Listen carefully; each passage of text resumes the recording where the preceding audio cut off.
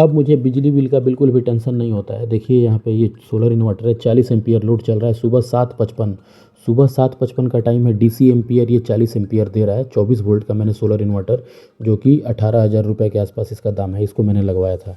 अब ये लगवाने के बाद जो मेरा बिजली बिल 5,000 10,000 आता था, कैसे वो 500 1,000 ये सब पे आ गया। कैसे मैं इसको इतना कम किया, तो अपने आंखों के सामने देखिए, ज़्यादा पैनल इस पर लग जाते हैं। इप्रो 3200 मॉडल है ये, इप्रो कंपनी का। इसका ब्रांड एम्बेसडर दी ग्रेट खली है। तो आखिर ये ब्रांड एम्बेसडर ग्रेट खली का रखने का मतलब ही था कि इन्वर्टर काफ़ी पावरफुल हो। ये सच में पावरफुल है। ये हमेशा मैं ग्रिड का जो लाइन आता है घर में ना, देखिए यहाँ पे निकाल के रखता हूँ प्लग को, और एमसीबी हमेशा ग्रिड का गिरा के रखता हूँ। 100 एम्पियर का एमसीबी है। ग्रिड से हमेशा लाइन काट के रखता हूँ। लेकिन अब गर्मी का दिन है, रात को एसी चलाने के लिए उठाता हूँ, क्योंकि मेरे घर में 5-6 एसी लगा हुआ है। अपने आंखों के सामने लाइव देखिएगा।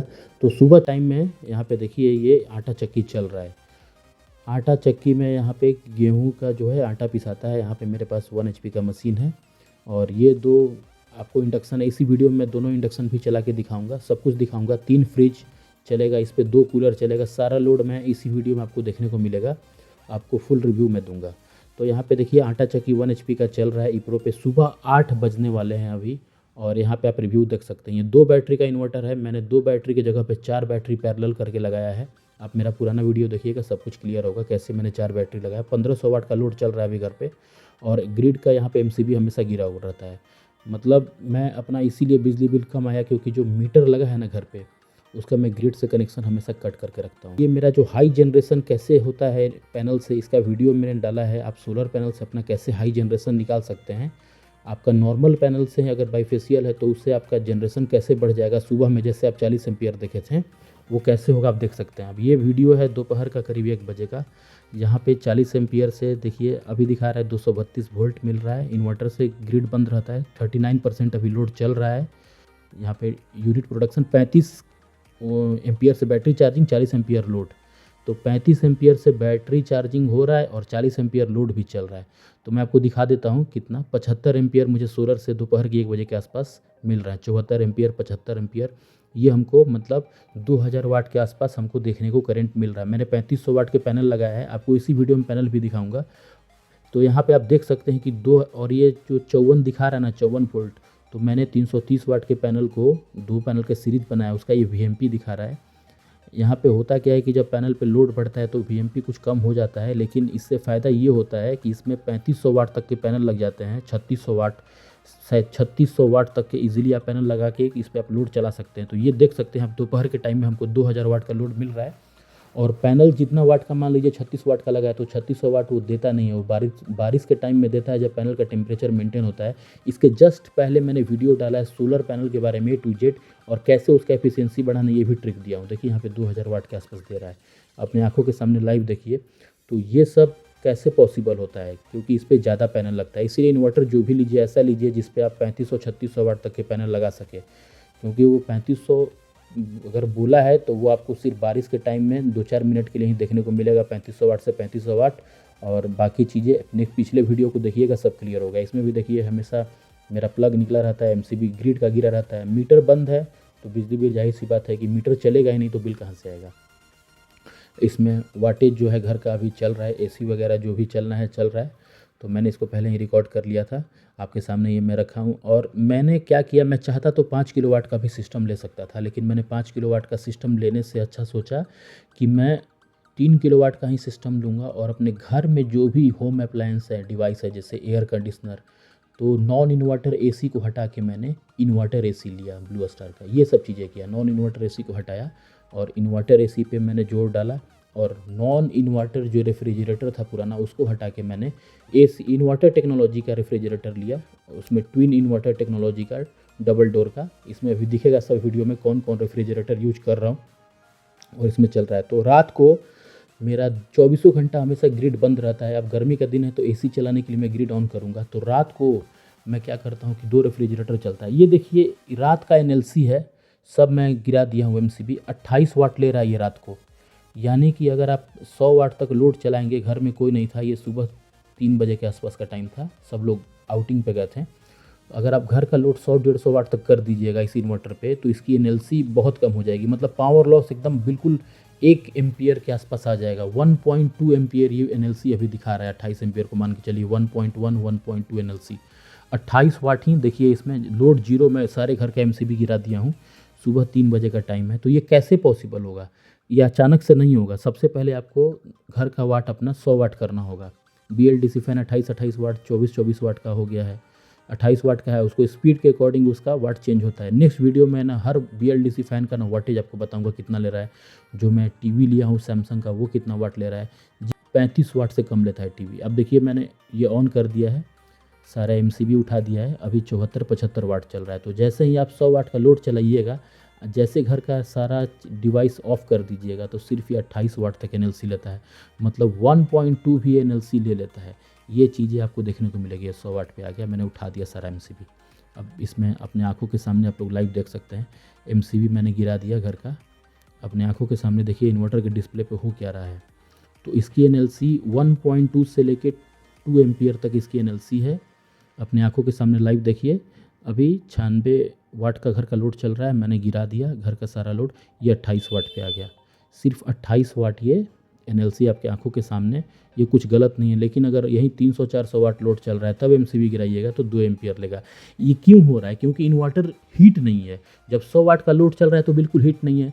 हीट क्या करता है ना कि पावर लॉस को करता है। इन्वर्टर पूरी तरह से एकदम ठंडा है। रात के समय 3 बजे के आसपास बिल्कुल भी हीट नहीं है 100 वाट के लोड चलाने पे। इसीलिए मैं जब घर का सारा कनेक्शन बंद कर दे रहा हूँ, सिर्फ 28 वाट यानी कि 1.2 एम्पियर एनएलसी, सिर्फ DC एम्पियर की मैं बात कर रहा हूँ। 1.2 DC एम्पियर यानी कि 28 वाट ही दिखा रहा है। ये इसका प्लस पॉइंट हमको देखने को मिला। हमको भी यही लगता था कि ये ज़्यादा एनएलसी लेता है, लेकिन ये लोड पे डिपेंड करता है। अगर आप लोड ज़्यादा चलाइएगा 400-500 वाट तो एनएलसी 2 एम्पियर तक भी ले लेगा। लेकिन 2 एम्पियर से ज़्यादा मैंने इसका एनएलसी अभी तक देखा नहीं है। इन्वर्टर काफ़ी अच्छा है। अब यहाँ पे देखिए हो क्या रहा है ना कि 112% का लोड चल रहा है, कभी 72%, क्योंकि इंडक्शन ऑन है। इंडक्शन जब भी दूध आप गर्म करिएगा 500 वाट पर रखिएगा 300 वाट पे, तो इंडक्शन का करंट पकड़ता है छोड़ता है, अप डाउन लगा रहता है, जिससे कि 112% का लोड होगा, कभी 70% का लोड होगा। देखिए ग्रिड का हमेशा MCB गिरा रहता है। दिन का समय है, प्लग निकाला हूँ, 2232 वाट अभी चल रहा है और घट के देखिए 600 वाट पे भी आ जा रहा है, 590-94 वाट। तो क्या क्या घर का लोड चल रहा है चलिए आपको सब कुछ मैं दिखाऊंगा। और ये जब भी अपना इंडक्शन पकड़ रहा है हीट को पूरी तरह से करंट को, तो ये 2200 वाट प्लस कर जा रहा है, क्रॉस कर जा रहा है। तो इन्वर्टर को कोई दिक्कत नहीं, 110% 112% पे जाए। 120% से ऊपर जाने पे थोड़ा सा हीटिंग प्रॉब्लम। लेकिन आप लोग ये बिल्कुल ट्राई ना करें, क्योंकि मैं बनारस में रहता हूँ और बनारस में ईप्रो की सर्विस काफ़ी अच्छी है। तो अगर प्रॉब्लम आएगी तो हमको सर्विस में दिक्कत नहीं होता। एक बार प्रॉब्लम आई थी, मैं डिस्प्ले का जब बार बार इसके साथ छेड़छाड़ कर रहा था तो डिस्प्ले पे कुछ धब्बा धब्बा होने लगा था। तो ये चीज़ें साफ साफ दिखाई नहीं दे रहा था। तो मैंने जैसे ही ऑनलाइन इसको कंप्लेंट डाला तो कंपनी इंजीनियर आया, 2 से 3 दिन लग गए थे और इसका डिस्प्ले बदल दिया। ये चीज़ मुझे यहाँ पे सर्विस अच्छी है। जहाँ पर सर्विस अच्छी है वही इन्वर्टर लेना चाहिए। सर्विस बहुत मैटर करता है। तो यूपी में ईप्रो की सर्विस अच्छी है। यहाँ पे आप देख सकते हैं कभी चार्ज करने लग रहा है, कभी लोड लेने लग रहा है, क्योंकि अभी इंडक्शन ऑन है। चलिए आपको दिखाते हैं।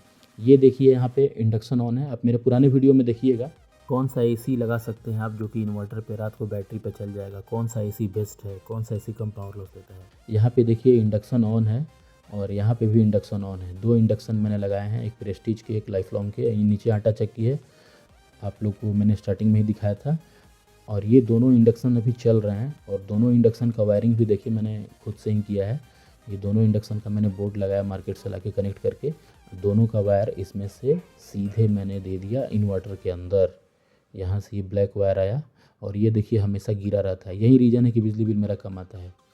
हमेशा ग्रिड के मीटर के कनेक्शन को बंद करके रखें जितना से जितना हो सके, अगर आप सोलर इन्वर्टर लगा रहे हैं तो। जब भी आप इंडक्शन खरीदें कोशिश करें कि मैक्सिमम 1400 वाट तक का हो। 1200 वाट या 1400 वाट का इंडक्शन हो, उससे ज़्यादा का इंडक्शन ना हो, 1400 वाट से ज़्यादा नहीं। दूसरी बात, अगर आप प्रॉपर 3000 वाट से ज़्यादा का पैनल लगाए हैं तो सुबह 8 बजे से लेकर शाम को 4 बजे तक इंडक्शन अपना चला लें। कूलर चल रहा है इस पर और कूलर अच्छे से चल रहा है। यहाँ पे देखिए ये कूलर कितना वाट लेता है, ये भी मैं नेक्स्ट वीडियो में आपको दिखाऊंगा। तो यहाँ पे अपने आँखों के सामने आप देख सकते हैं कि किस तरह से यहाँ पे करीब 150 वाट का कूलर 130 वाट ये लेता है और यहाँ पे कूलर अच्छे से चल रहा है। ये भी सोलर पे ही चल रहा है, सोलर इन्वर्टर ईप्रो पे ही कूलर मेरा चल रहा है। यहाँ पे BLDC फ़ैन, क्रम्पटन का 5 ईयर वारंटी वाला, LED बल्ब वगैरह ये सब चीज़ें चल रहा है। ये रेफ्रिजरेटर है। तो यहाँ पे देखिए ये जो रेफ्रिजरेटर है 4 स्टार है हायर का, अभी सोलर इन्वर्टर से ही चल रहा है। यहाँ पे अपने आंखों के सामने लाइव देखिए किस तरह से चल रहा है। इस रूम में भी BLDC फ़ैन ही है। और यहाँ पे आप लोग आगे बढ़ते हैं, अब दिखाते हैं आपको, मैंने दिखा दिया। कुछ प्राइवेसी के चलते मैं दूसरे रूम का नहीं दिखाऊंगा। ये सैमसंग का मैंने न्यू टीवी लिया है 32 इंच का। तो ये कितना वाट लेता है आप यकीन नहीं मानिएगा, जब नेक्स्ट वीडियो में मैं लाइव आपको दिखाऊंगा कि जो मेरे घर की डिवाइस हैं कितने कितने वाट लेते हैं। तो बहुत रिसर्च करके मैं डिवाइस लेता हूँ। तो सारे रूम का मैं नहीं दिखाऊंगा, कुछ रूम का ही दिखाऊंगा, कुछ प्राइवेसी के चलते। ये देखिए यहाँ पे महाराजा का कूलर है, महाराजा वाइटनिंग 70 लीटर वाला। तो यहाँ पे खिड़की के बाहर हमेशा कूलर को लगाएं। मोस्ट इम्पॉर्टेंट चीज़ हमेशा याद रखें, घर में प्रॉपर वेंटिलेशन रहे, ये बहुत ठंडा करता है। तो मैंने जाली लगा के खिड़की के बाहर लगा दिया है कूलर को, काफ़ी अच्छी कूलिंग करती है। ये 160 वाट के आसपास करीब लेता है कूलर, काफ़ी अच्छा इसका रिव्यू है, कूलिंग बहुत इसकी अच्छी है। तो ये देखिए अपने आंखों के सामने ये चल रहा है अच्छे से, कोई टेंशन नहीं। मेरे प्लेलिस्ट में जाके देखिएगा, ये मैंने मॉस्किटो किलर को कैसे मॉडिफाई करके ऐसा बनाया कि सारे मॉस्किटो इसमें मर जा रहे हैं। मेरे प्लेलिस्ट में ये है मच्छरों का यमराज के नाम से। खुद से DIY करके आप इस तरह से बना सकते हैं मॉस्किटो किलर, और वाईफाई चलते रहता है। ये सब चीज़ें बिल्कुल सब कुछ मेरे सोलर इन्वर्टर पे A to Z चीज़ें है। एक रूम में तो LG का AC लगा हुआ है, उसको मैं नहीं दिखाऊंगा। एक पैनासोनिक का AC है अंदर, क्योंकि उसमें लोग हैं अभी। तो यहाँ पे 2229 2230 वाट अभी चलते जा रहा है, कोई दिक्कत नहीं है। लाइव आपके आंखों के सामने सब कुछ है। अब मैं ऊपर का फ्लोर का कुछ चीज़ें आपको दिखाता हूँ क्या क्या लगा हुआ है। तो यहाँ पे देखिए पैनासोनिक वाला AC, वोल्टास वाला AC, ये सब चीज़ें ग्रिड से मैं चलाने के लिए रखता हूँ। AC 2 AC मैं इस पर रन करता हूँ प्रो के इन्वर्टर पे, वो भी जब ज़रूरत पड़ती है। तो आज मौसम सही है तो ठंडा है, तो मैं 2 ही कूलर अभी चला के दिखाया। ये ट्रेडमिल को अभी तक मैंने इन्वर्टर पे नहीं चलाया, मैं बहुत जल्द चला के दिखाऊंगा, चलता है कि नहीं देखना है मुझे। और यहाँ पे देखिए ये डबल डोर का हायर का वायरिंग देखिए, इसका मैंने खुद से बोर्ड आगे निकाल कर इन्वर्टर का और इसमें दिया हुआ है। ये ट्विन इन्वर्टर टेक्नोलॉजी का इन्वर्टर रेफ्रिजरेटर है, और ये भी चल रहा है इजीली। ये रात भर चलते रहता है बैटरी पे, मतलब 14 से 15 घंटा मेरा रात भर बैटरी से घर का लोड चलता है, दिन में सोलर पैनल से। ग्रिड का यूज़ मैं ना के बराबर करता हूँ अपने घर के यूज़ के लिए। कन्वर्टेबल मोड, ये भी एक AC है ऊपर लगा हुआ है।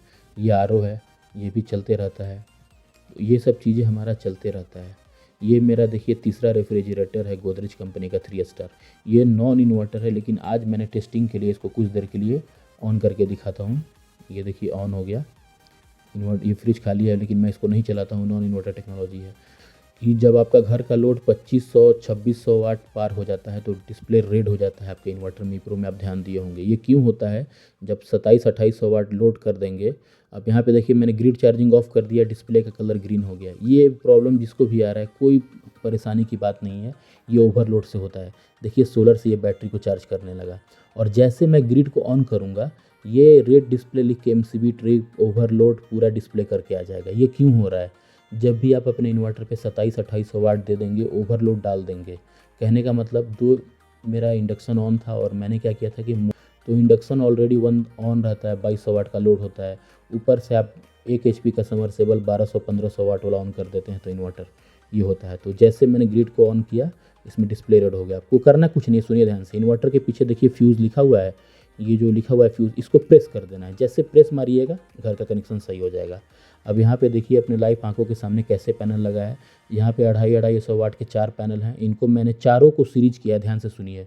ये 12 वोल्ट का पैनल है, ध्यान से सुनिए, 12 वोल्ट वाले इन्वर्टर का पैनल है, इसको मैंने सीरीज किया हुआ है।